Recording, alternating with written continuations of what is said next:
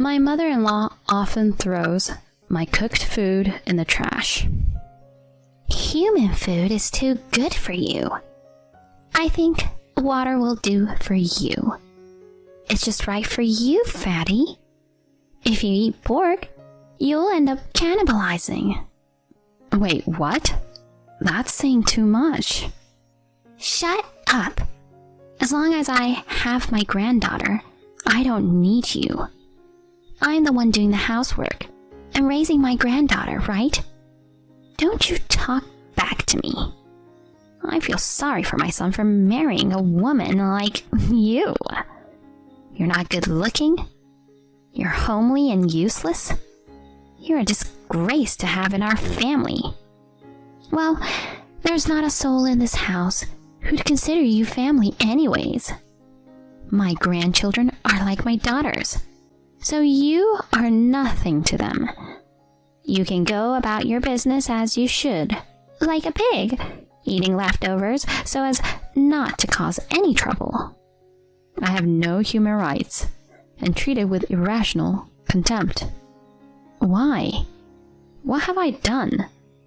The sadness that had been building up in my heart reached its limit, and large tears spilled from my eyes. My name is Nicole, and I am a stay-at-home mom. I have a husband and a daughter. Good morning, Mom.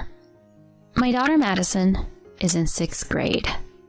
I'm proud of her because she's bright, cheerful, and naturally makes everyone around her happy. Good morning, Madison. Today's lunch is your favorite. Omelets. Wow, I'll be looking forward to it. I love your omelets more than anything in the world. Yes, I'm glad you like it. Oh, by the way, I got a text from Dad last night. He said he'll be home in time for my summer vacation. That's great to hear. I'm looking forward to that too. Her father and my husband, Daryl, is currently overseas. He's an executive at his company, and he's extremely busy, so he only gets to come home once or twice a year. Madison and my husband don't see each other very often, since the assignment was made shortly after Madison was born. Even so, Madison is very attached to my husband, and he also cares about her a lot. Well, I'm off to school now. Have a good day.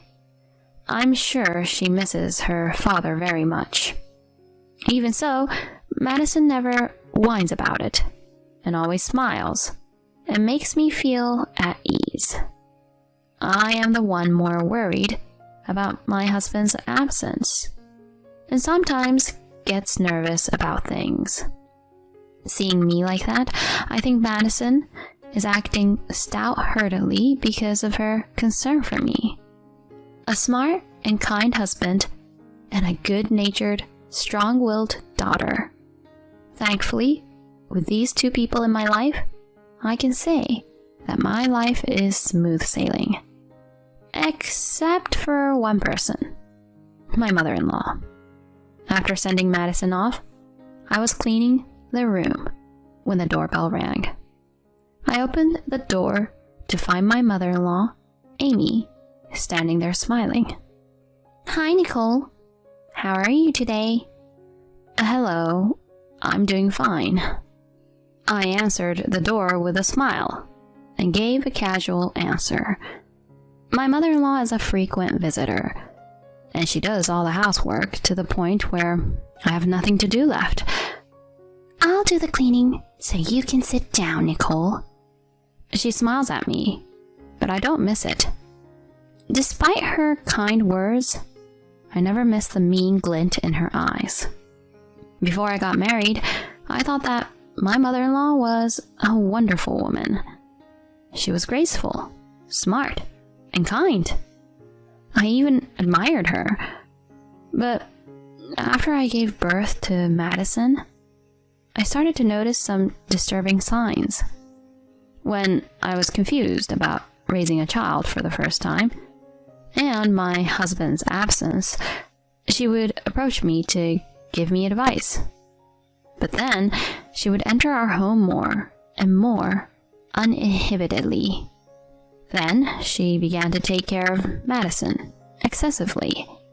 In addition to doing housework, she pushed me away to attend her open houses and acted as if she were Madison's parent. I could see that at the root of this behavior was the idea that my mother-in-law, my husband, and my daughter were family by blood. But I, her daughter-in-law, was a stranger, and she wanted to ostracize me. I could also see that she wanted to raise Madison in her own way. Hey, Nicole, I'll cook dinner here tonight, so the three of us, including Madison, can eat together. My mother-in-law, who had just finished cleaning the house, was delighted to make such a suggestion. No, it's okay. I'll cook. I feel bad for always making you cook. Not wanting to ingratiate myself further with my mother-in-law, I tried to gently turn down her suggestion. But my mother-in-law said, "Don't worry about it. Madison likes my cooking anyways." She stubbornly refuses to take a step back, to let Madison think that her cooking is delicious, and to feel like she was the one raising Madison, not me. That was what she wanted to do. These days went on, and I became stressed out. I was afraid that Madison would sense the discord between my mother-in-law and me, and she would get stressed out too. Would Madison eventually be inspired by her grandmother to shun me? I couldn't help but feel anxious at the thought. At first, I tried to bear it on my own, but then I felt I was reaching my limit. I wanted to talk to my husband about it. I felt uncomfortable contacting my husband, who is a busy man, and I'm sure he wouldn't be happy to hear me bad-mouthing his mother. But I knew that my mother-in-law was probably taking advantage of the fact that my husband knew nothing about it, and that my husband was the only one who could help me with this situation. So I turned on my laptop and reached out to my husband via video call. "Nicole, what's wrong? Did anything happen?" On the screen was my husband, still looking at me tenderly. "I'm sorry for the sudden call." "It's okay. Don't hesitate to let me know if you need any help." When I saw my husband's smile, I felt relieved, and my suppressed feelings began to overflow, and I told him everything my mother-in-law had done. My husband listened to me quietly, nodding his head. "My mother was treated like that by her mother-in-law, my grandmother. I guess she thinks that you, the next generation, deserve to be treated the same way she was treated." "I see." "I know it must be hard for you, and I'm worried about how it's going to affect Madison. But I'll protect you guys." I feel a little better now that my husband understands what I was going through. Somewhere along the line, my mother-in-law started bringing gifts when she visited our house.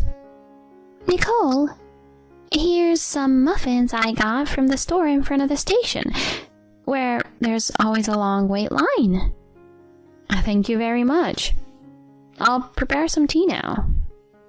I have no idea what she's thinking. It's so creepy.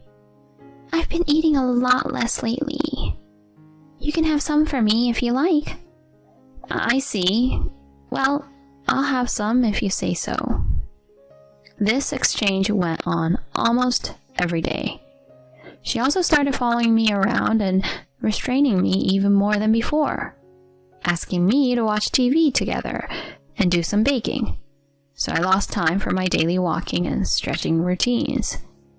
In the end, my weight increased more and more because of all the sweets and lack of exercise.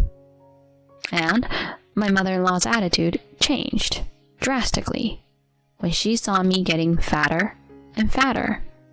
One day, my mother-in-law came to our house, and as soon as she saw me, the first thing she said to me was, "Nicole, you've been gaining some weight lately, haven't you?" She looked at me coldly, as if she was looking at something dirty. Yes, I was thinking that too. I've got to go on a diet. When I replied with a friendly smile, my mother-in-law's tone of voice turned sharp and fierce. "You need to lose weight now. I can't have Daryl have a wife in that shape. Even Madison wouldn't want to have with such a sloppy mother." While I was stunned, my mother-in-law strode into the kitchen and looked at the fried rice I was making for lunch. And the next moment, she threw it into the trash. What?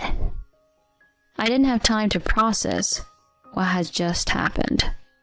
"You shouldn't be eating such calorie-dense food." I stood there for a while in surprise. Then my mother-in-law's attitude escalated. One night at dinner, I looked at the table with all the food my mother-in-law had prepared, and I was mortified.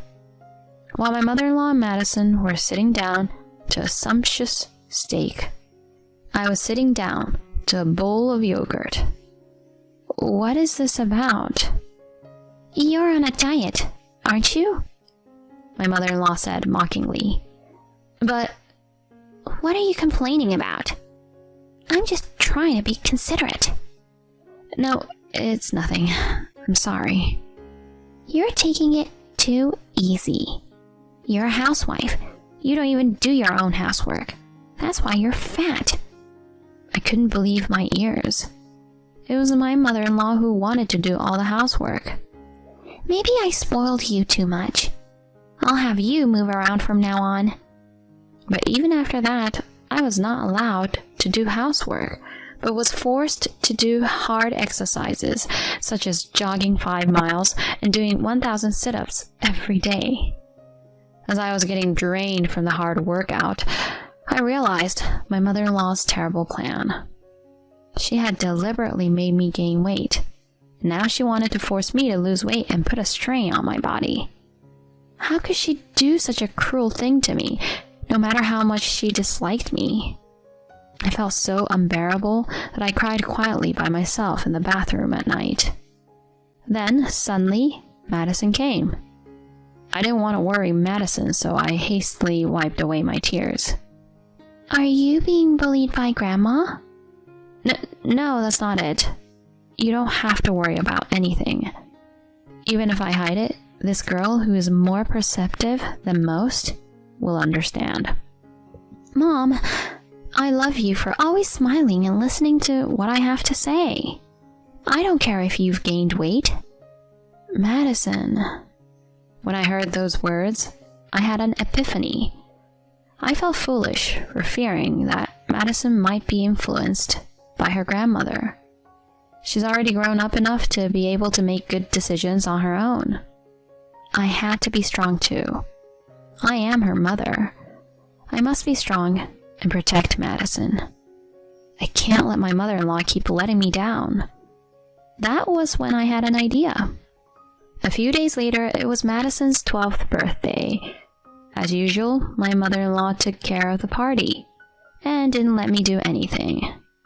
Though I was worried that she would harass me again, I thought she wouldn't make it a big deal on such a big day like Madison's birthday. But I was naive. It seems that my mother-in-law is really rotten at heart. My mother-in-law's order of roast pork for 2 was for 2 people, and there was none for me. Mother, what in the world? I was so disgusted that I couldn't speak. My mother-in-law was sipping a bottle of fine wine all to herself. "I ordered a delivery for my family. You're just the wife, not my family." She smiled wickedly at me. That's just going too far. My mother-in-law glared at me and put a glass of water in front of me. "Shut up. The food is too good for a person like you. I think water will do for you. It's just right for you, fatty. If you eat pork, you'll end up cannibalizing. I glared back at my mother-in-law. I'm family too. I'm Madison's mother. My mother-in-law seemed to flinch a little, but then she quickly reasserted herself and yelled at me. As long as I have my granddaughter, I don't need you. I'm the one doing the housework and raising my granddaughter, right? Don't you talk back to me. At that moment, Madison, who had been silently listening to the conversation between my mother-in-law and me, started to cry. It's my fault, isn't it? You two don't get along with each other because of my birth. Madison burst into tears. Madison! Madison's distress seemed to make even my mother-in-law panic a little, but she immediately turned to me and said, It's your fault. You made Madison cry. How can you do this to her? And blamed me. And that's when it happened. Mom, that's enough. My husband's voice echoed through the room.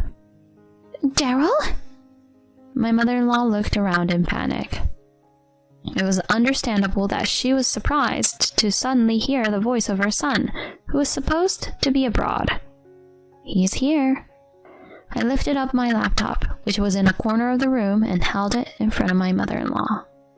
On the screen was my husband. I had recently decided to secretly connect a video call with my husband whenever I was with my mother-in-law. That was the idea I came up with to combat her. Mom, Madison is Nicole and my child. One of us isn't the only parent. We're family. That's not true. I know how badly your mother-in-law treated you, and I'm grateful that you raised me the way you did despite that. But you know what, Mom? It's not about the past. It's about the future. It's about how Madison is going to grow up. I won't forgive you if you make Madison sad. But... If you can't understand that, then stay out of our family. Even my mother-in-law, who is like a heartless devil, seems to have a weakness for her beloved son. With that, she plodded her way home. Dad... Madison stares intently at the computer screen. Happy birthday, Madison. I'm sorry I can't be there with you. Oh, Dad, you are so cool. Thanks, Dad. I'm glad to hear that. Your mother and I will take care of you no matter what. I was so happy to see them like that. I thought to myself that I was truly blessed to have such a wonderful husband and daughter. But then I came back to reality. My husband has seen me so fat. In the past, I have always tried to avoid having my husband see my body when we used video calls. But today, I let my guard down and exposed my entire body. I'm sorry I've gained so much weight. I quickly apologized. My husband was stunned, but immediately burst out laughing and said, Don't worry about it. You may be chubby, but you're still you, and nothing has changed. Thank you. That's so nice of you. But I'm going to try to lose weight. The room was filled with laughter of the three of us. After that, my husband distanced himself from his mother, who never changed her mind. Not only did she not get her grandchild, her son abandoned her. I'm sure she will spend the rest of her life alone and lonely. Now I live with my husband, who has returned, and my daughter, who is now in junior high school. Needless to say, Madison's face is brighter than ever now that she can live with her father she loves so much. I believe that the family environment created by adults has a great impact on children. I want to be a strong mother and work together with my husband to keep Madison's smile alive. A husband who is rarely home and who loves his sister-in-law and niece more than his own daughter. And yet, he has never said such a terrible thing. Until now. I should stop being the father of an ugly daughter and become the father of my beautiful niece instead. I'll never forget the look on my daughter's face when she heard those words. I can't take it anymore. I stood up for my precious daughter. My name is Denise, 37 years old, a part-time housewife. I have a husband of the same age, Garrett, and a 10-year-old daughter, Wendy. My husband is an ordinary businessman, and my daughter attends the local public elementary school. We are an ordinary family, I guess. There is one thing that is unusual. The relationship between my husband and his sister. They are very close for siblings of the opposite sex. Even though I have an older brother, I still have a hard time understanding how close they are. I value my family more than my brother, and my brother is of the same opinion. My brother and I see each other at family gatherings, but we never think of meeting alone. Nor do I want to have dinner with him or travel with him. I guess that's just the way it is. My husband and sister-in-law are different. Oh, are you having dinner with Hilda again? Hilda is my husband's younger sister, and my sister-in-law. It was 7 p.m. and I had already finished preparing dinner. Then my husband called me, and I couldn't help but yell at him. Why are you suddenly telling me that you're going out to eat dinner? I've already prepared dinner. He's not sorry on the other end of the phone. I can imagine my husband smiling. What choice do I have? You should have told me earlier. It has to be today in the first place. What about tomorrow? Hilda only has time today. She has to take her in to school tomorrow. That's their business. We have our own reasons, too. It's not like they're bothering you. If you put the food in the fridge, I'll eat it tomorrow. Then he hung up the phone. That's enough. I'm sure you housewives can understand my frustration, but this kind of thing really pisses me off. Why can't he just tell me sooner? Why can't they do it another day? I would forgive it if it was just once in a while, or if my sister-in-law had a serious problem, but she doesn't have any problems. They see each other too often, not just occasionally. Even on weekends and holidays. My husband seems to really love his sister, who is 5 years younger than him, and is always happy to answer her requests. This is my imagination, but it seems that my husband gives my sister-in-law an allowance every time he sees her, which is also the reason why my daughter once told my husband, "Daddy, I really need something, so please, give me an allowance." It was rare for her to do that. To which my husband replied, "What? An allowance? Oh, I gave it to Corinne the other day." "Oh no, never mind.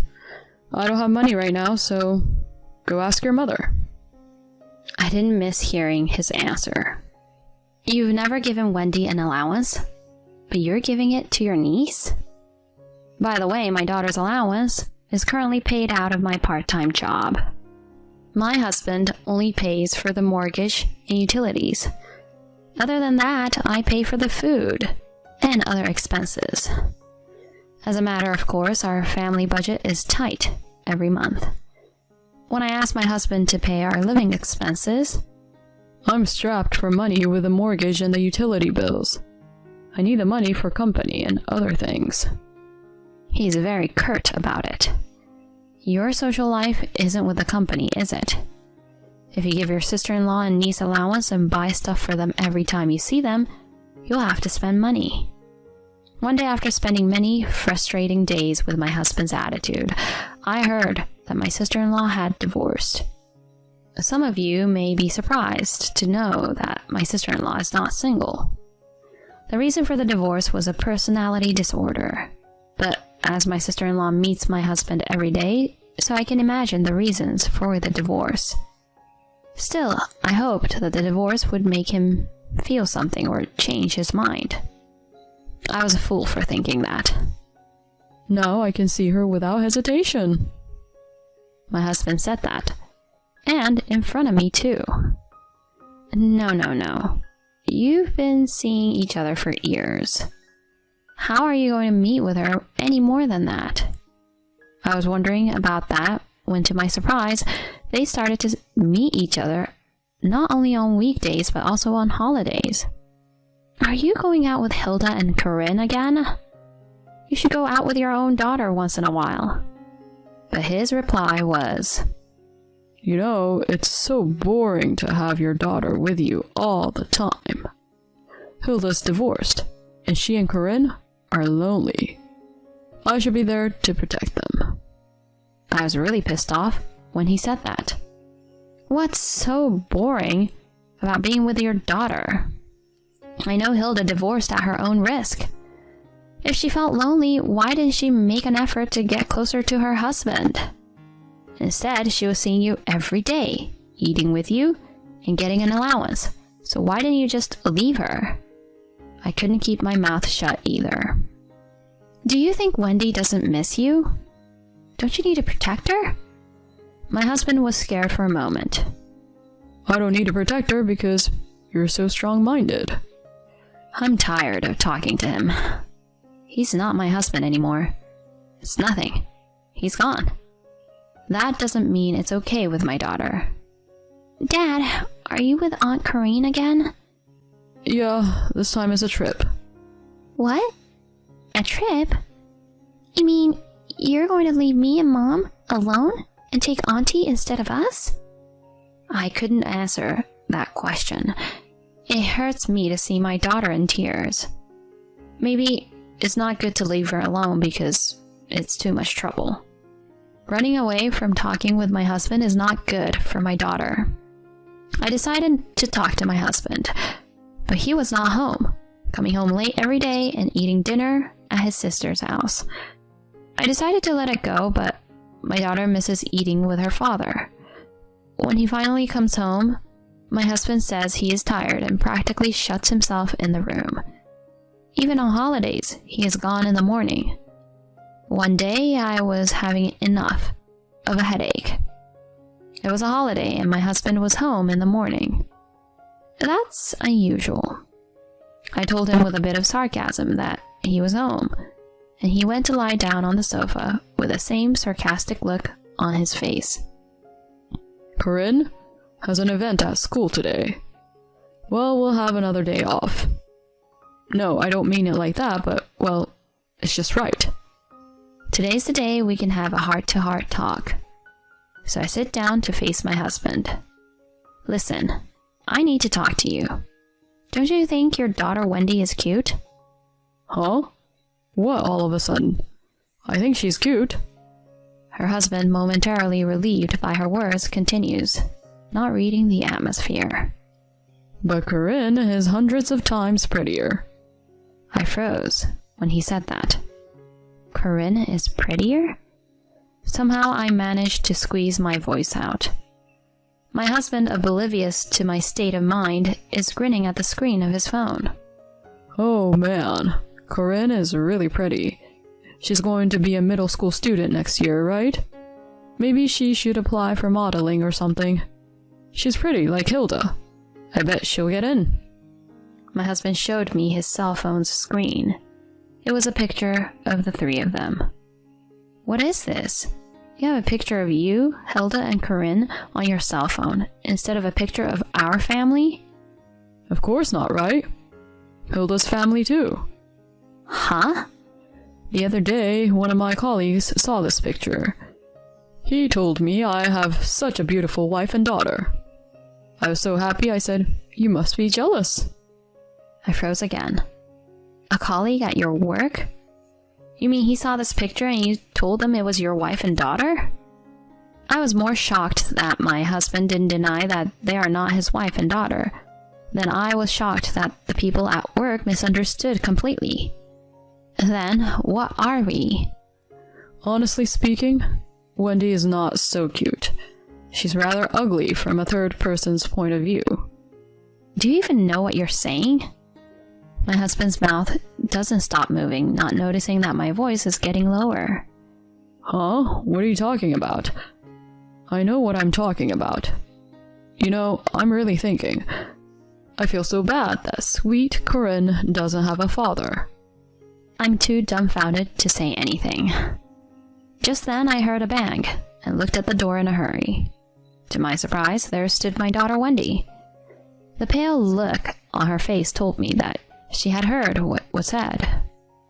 I panicked and gestured to my husband to shut up, not wanting her to hear anymore. You don't have to talk about it now. We'll talk about it later. But it was too late. I'll stop being a father to ugly Wendy and become a father to beautiful Corinne. The air is tense, but my husband is still smiling and staring at his phone. I glare at him, but he doesn't notice. I look fearfully at the door and hear footsteps running away. Wendy! I hurried after her, only to find my daughter lying on the bed in her room, crying. I hate him. I hate Dad. Wendy, calm down. It's okay. It's okay. I hug her tightly and soothe her back gently. I'm angry at myself for saying it's okay. And most of all, I'm angry at my husband. I can't take it anymore. I saw her tears and made up my mind. The next day, I woke up as usual and was preparing breakfast when my husband woke up. Oh, it's a beautiful day, isn't it? Yeah. Hilda and the kids don't have any plans today, so I'm gonna go shopping. Are you ignoring me? Ugh. You're not as pretty as Hilda. Well, that's okay. I don't even want dinner, so I'm gonna go after breakfast. My husband talks to me, but I just ignore him. I try to keep quiet. So what's that? Where's my breakfast? It's not here. Oh, I answered. But I'm not gonna change my tune. What? Why not? You can't even do that as my wife. That's enough. What? I said coldly, cutting him off. Your family is beautiful, Hilda, and lovely Corinne, right? Huh? Yeah. Then you should be a real family with them. We're not a family anymore. What? What do you mean? You're not in this family anymore. I'm divorcing you and I have a lawyer. We'll discuss alimony and child support later. In the meantime, why don't you just pack up and go? Wait a minute. What are you mad at me for? I was just showing them some love. Are you jealous? Why would I be jealous? I'm tired of it. And I've given up on you. There's no point in me living with you if you're never home in the first place. You only work part-time. What about your life? I've taken care of it so you don't have to worry. I'll be fine. It seems that my husband thinks I'm serious after I said all that. I'm not obligated to tell him, but I've been offered a full-time position by my part-time employer. I was going to do it when my daughter gets in middle school. I'm a little ahead of schedule. My husband is clearly starting to get upset. You need to calm down a little bit. What are you gonna do without me in the first place? Wendy's gonna miss me. Don't worry, I won't miss you. It was my daughter who answered my husband's words, not me. Wendy? Dad, didn't you say that yesterday? You said you were going to be a father to lovely Corinne. I don't need a father anymore. I'm going to give you to Corinne. What? Even my husband is shocked by her words, but he has no right to be shocked.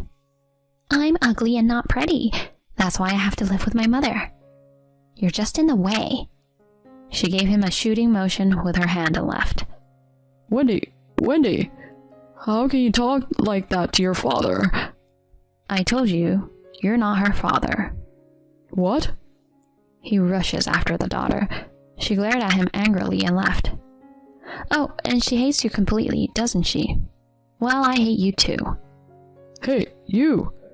You're the one who made her so insubordinate in the first place by not disciplining her. You don't train her at all. I don't need you to tell me that. What? And now he's mad at me again. His face should turn red like a monkey. I have no use for you anymore. My husband is in tears at my pressure. It's time to finish him off. Wendy and I don't need you in our lives. Denise? I don't need a man who only cares about his sister and niece and does whatever he wants. Get your stuff and get out now. Ah! My husband jumped up and rushed to his room. Then he packed his belongings and left the house as if he was running away. A few days later, I received a phone call from my sister-in-law. I answered the phone thinking that it had been a long time since I had talked to my sister-in-law. Hello, what's going on, sister? My brother says he's not coming home. He's coming to live with us. As soon as I answer the phone, my sister-in-law starts ranting and raving. My brother doesn't do anything even when he's here. He buys me dinner at a restaurant, so that's fine, but he doesn't cook anything in the morning and makes me prepare it. Why should I make my brother's lunch when I'm busy getting my daughter ready for school? He complained when I told him to go to a convenience store. I don't know about that. I really don't know. And he's telling Corinne to call him her father. It's really unbelievable and gross. Wow, did he really say such a thing? It's really like him who can't read the atmosphere. Maybe it's because Corinne is much cuter than his own daughter. But that doesn't mean the world will misunderstand him. I don't know. You've been out a lot with your brother. You've even been on a vacation together. From anyone's point of view, you're like a family. Family? The father, Garrett, and his wife, you, and your daughter, Corinne. And I thought, wow, that's disgusting. And Hilda felt the same way. That's disgusting. You were getting a good deal from my husband. He was ignoring me and Wendy, and you were winning. I hope the three of you can continue to get along.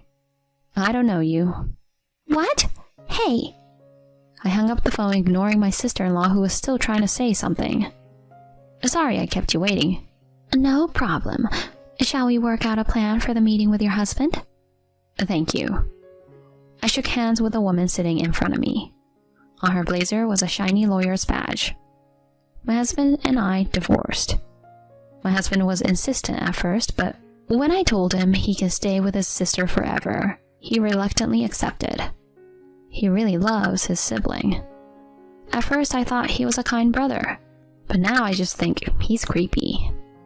The divorce went through without a hitch, and he paid alimony and child support in one lump sum. The alimony was not due to an affair, though, so it was a small amount. Still, the lump sum payment, including child support, was quite a lot of money, and what would happen if my ex-husband had no savings? It was obvious to me that my ex-husband, who had no money, would not be able to provide his sister with the same luxuries as he had in the past. He can't afford an allowance, of course. He had become a man who just lounged around the house and got in the way. One day, Hilda called me again, and when I answered the phone, she was very rude. I don't need a man who doesn't have money and doesn't do anything but get in the way. I'll give him back. So I said, no returns are allowed. Please dispose of or repair it yourself at your own risk. I heard from someone that my ex-husband and ex-sister-in-law had a big fight. It was so chaotic that it could be heard outside, and eventually the police were involved. Corinne was so shocked by this that she ran away to her father. Corinne's relationship with her father was not bad to begin with. My sister-in-law, who was also abandoned by her daughter, became more and more bitter with her ex-husband, and she was no longer able to love her brother. My ex-husband also became annoyed with his sister, and they fought constantly.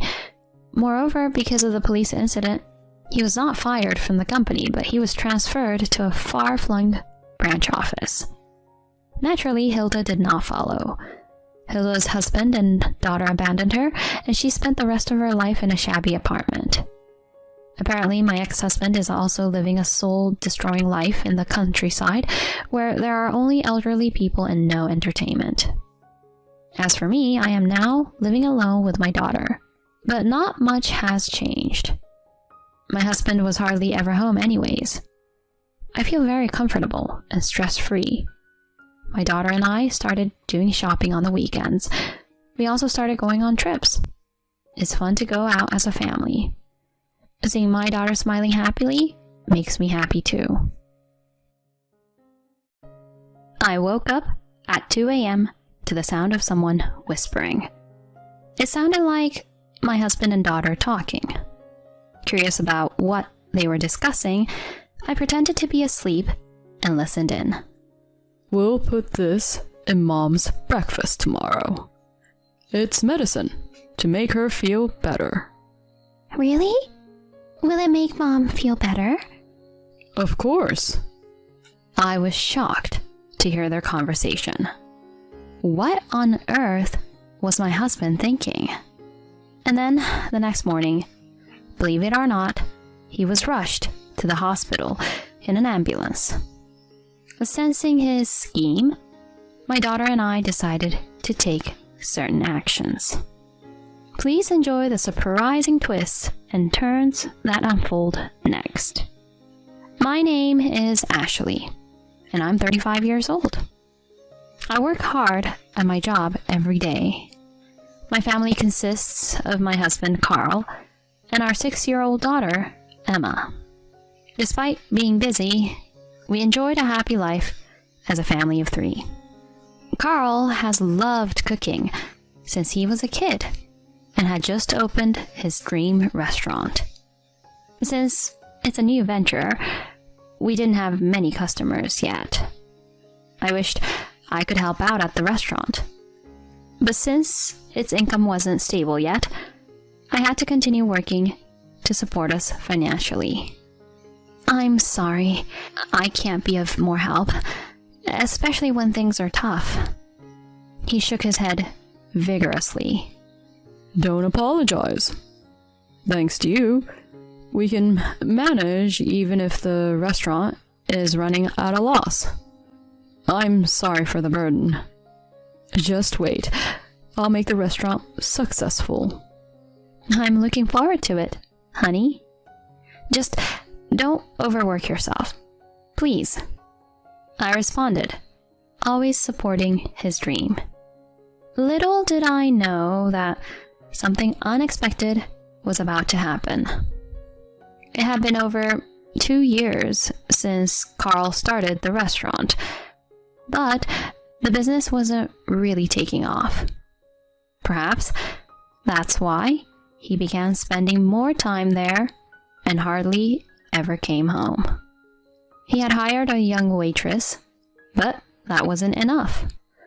He seemed to be handling everything from prep work to cooking and cleanup mostly by himself. I was worried about his health as he was working day and night.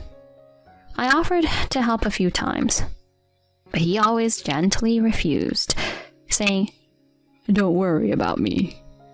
Our daughter Emma also seemed sad, missing her dad. I didn't want him to overexert himself, but if he said he didn't need help, there was nothing I could do. I was also worried about Emma.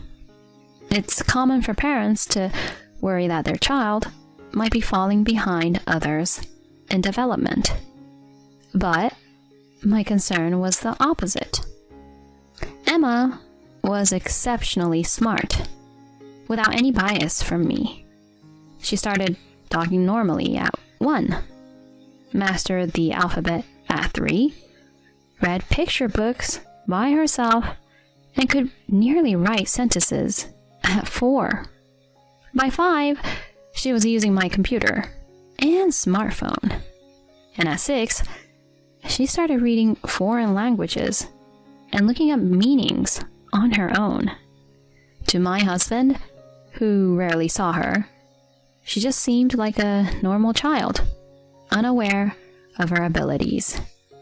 But I worried that her intelligence might be used for something bad. That's why I had told her not to show off her smarts too much outside. I thought about discussing her with Carl, but decided against it, not wanting to bother him in his busy state. This decision would later prove to be the right one. One day, my office unexpectedly closed due to a minor fire in another company on a different floor of our building. The sprinklers went off, soaking everything. Water even started leaking into our office. We had to move important documents and cover computers, resulting in a big commotion. Apparently, the fire was caused by a forgotten cigarette by an employee upstairs. What a nuisance for us.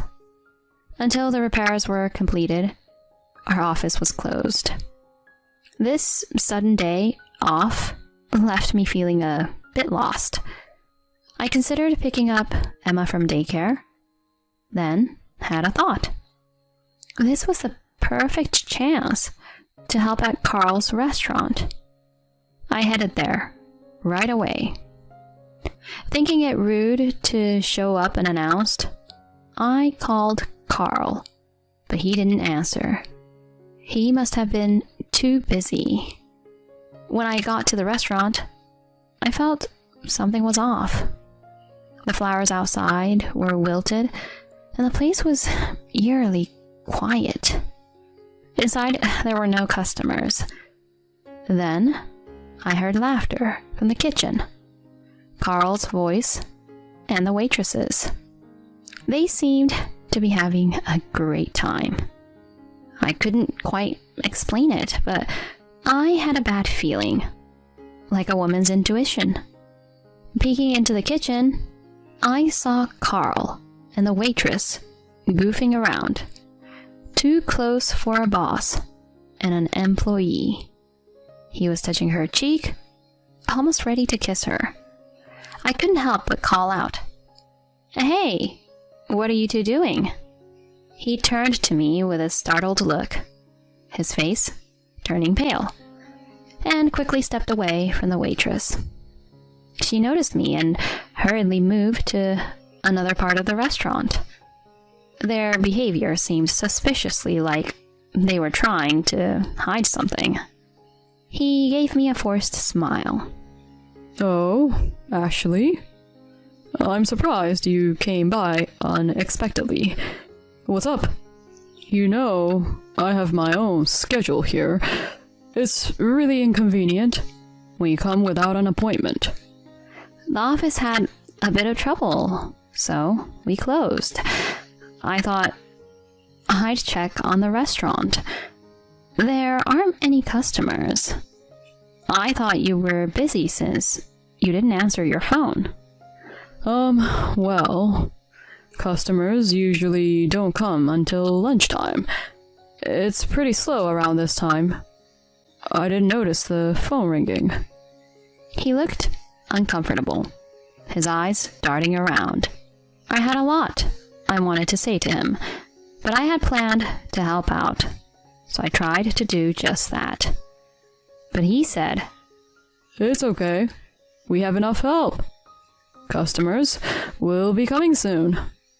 And practically pushed me out of the restaurant. His strange behavior left me feeling uneasy. Later, I waited at home for his return, but he never came back that day. After putting Emma to bed, I stayed up, waiting for him. The next morning, Carl sneaked back home early. I caught him trying to slip into the living room and called out from behind, "Welcome back. You're being awfully careful just to enter the house." Whoa. You're awake? I thought you'd be sleeping. He avoided eye contact with me the whole time, looking pretty awkward. Annoyed, I confronted him about his shady behavior with a waitress at his restaurant. "What's the deal with the waitress you hired? You two seemed pretty cozy. And yesterday, you were about to kiss her, weren't you?" Hey, don't talk nonsense. She's just an employee. Yesterday, she said she got something in her eye, and I was just trying to help her out. I didn't believe a word he said, but without proof, I couldn't press the issue further. So I apologized. Seems like I misunderstood. Sorry about that. Changing the subject, I asked about the restaurant. His expression turned serious. To be honest, the business is struggling. We're not getting enough customers and are operating at a loss. If this continues, we might have to close. I'm planning to talk to the bank about a loan. Hearing this, I felt disheartened. His restaurant wasn't doing well, and we were already cutting corners everywhere. And now, we might end up in debt too. Despite my gloom, I had to stay upbeat in front of Emma, our daughter. Then one day he suggested, Let's go on a family trip. Looks like we might get the loan from the bank. I think we can take a break. Make some great memories before things get busy again. Indeed, we hadn't been out much due to the restaurant's troubles. Hearing about the trip, Emma was even more excited than I was. Thinking it'd be a nice break, I agreed to the trip. Our relationship had been strained lately, so maybe this could mend things. So, we set off on a 2-night, 3-day family trip. The first day at the amusement park was fun. Emma was happy. Carl was smiling. And even I managed to enjoy myself, putting aside my troubled thoughts. After a full day at the park, we stayed at a nearby hotel. It was spacious, and the dinner was lavish. Relaxed, I fell asleep, talking to Emma about what we should do the next day. At 2 a.m., I suddenly woke up to Carl and Emma whispering. Curious about what they were discussing, I pretended to be asleep and listened in. Listen, tomorrow we'll put this medicine in Mom's breakfast. She's been so tired from work, right? This is a nutritional supplement. Mom will get better? Yay! But why keep it a secret? Just tell her it's a health supplement. This medicine needs to be taken in large amounts. She wouldn't like that, so it's kind of a surprise. She'll be happier if it seems like a gift from you. Once she's better, we'll tell her it's a health supplement. Their suspicious conversation made me tense. Any health supplement that needs to be hidden doesn't sound legitimate. What was he planning? Pretending to sleep, I heard his snores. Then Emma whispered, Mom, you're awake, right? Confused, I sat up. She handed me something. I want you to see this. Through her, I learned about his scheme. He had betrayed us. That jerk. The next morning, we began eating the fancy breakfast prepared in our room. Despite its delicious appearance, I couldn't taste much due to my nerves. Emma happily munched on her bread, exclaiming, This is so good. Carl smirked as he watched me eat. What's up? I asked. He just smiled, saying, Nothing. He probably thought his plan was working. Just you wait. About 15 minutes later, he suddenly started suffering. He foamed at the mouth, writhing on the floor, scratching his chest. He collapsed. I called for help, saying, My husband has collapsed. An ambulance rushed him to the hospital, where a stomach wash saved him. The doctor said he had ingested a certain drug, meant for animals, not humans. The doctor wondered where he had gotten it. Later, in his hospital room, Carl looked utterly confused. Ashley, aren't you feeling sick or nauseous? No, I'm perfectly fine. How can that be? Emma, what happened to our agreement? Carl, now desperate, confronted Emma. He couldn't even bother coming up with excuses. in his state. She smiled sweetly and said, "Mom's full of energy, so she didn't need the supplement. I put it in your food instead. But you lied, Dad. Instead of getting better, you ended up here." What? He was shocked. She knew from the start that the supplement wasn't really for nutrition. I managed to figure out that the pills weren't for humans, but I didn't know exactly what they were. On a hunch, I slipped them into Carl's food. "And Dad, you were lying to me and Mom. I checked your phone while you were sleeping and found lots of pictures of you with some woman I don't know." That night, she had handed me Carl's cell phone. She'd figured out his password from his notes. The phone was full of pictures of him and his mistress, some in their underwear, others hugging tightly. There was no denying it. He had been cheating with the waitress at his restaurant. Just a colleague. Huh.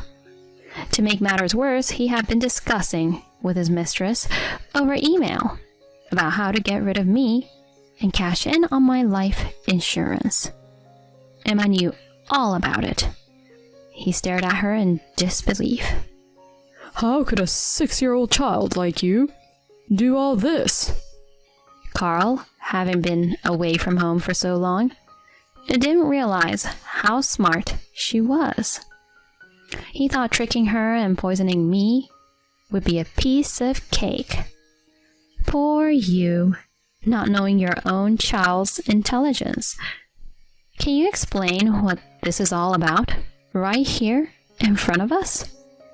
I demanded, glaring at him. He turned pale and started mumbling an explanation.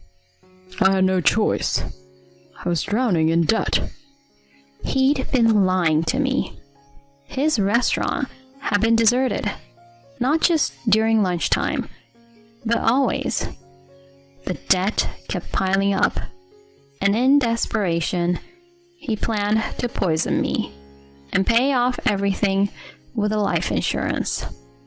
What a bold plan. You'd think it was something out of a movie or a TV show. If I had died, wouldn't the police investigation have easily uncovered the truth? Or was he so blinded by money that he couldn't even think that far ahead? As I sighed, he suddenly trembled.